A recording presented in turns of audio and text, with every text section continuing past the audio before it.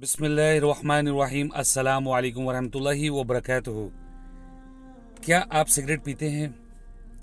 अगर आप सिगरेट पीते हैं तो इस बात को आप समझें कि इस्लाम में कोई भी नशे की चीज़ कोई भी हो, थोड़े नशे वाली हो, ज़्यादा नशे वाली हो, मना है।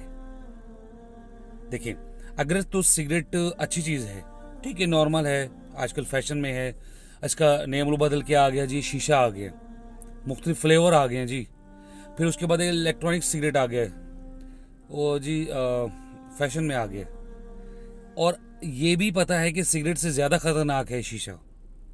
उसके बावजूद हम बड़े शौक से और दोस्तों की गैदरिंग में हम इसे बैठकर आपस में खुलेआम पी रहे हैं जी। ग्रेप्स का फ्लेवर है, एप्पल का फ्लेवर है। देखिए, सिगरेट जो है, अगर ये अच्छी चीज़ होती तो क्या आप बड़ों से छुपते फिरते? क्या आप गलियों के जो कोने हैं वहां उनको ढूंढते?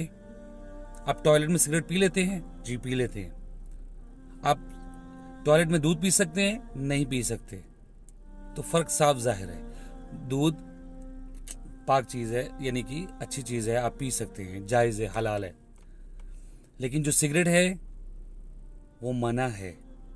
छोटा नशा, ज्यादा नशा, नशा नशा ही है, मना किया गया है। और दूसरा, आप जब जो पीने वाले हैं वो सिगरेट की डब्बी पर देखते भी हैं, पिक्चर को पड़ा हुआ भी देखते हैं, सब पता है कि ये सेहत के लिए कितनी मुज़र है, सब पता है, लेकिन उसके बावजूद आप इसको पीते हैं।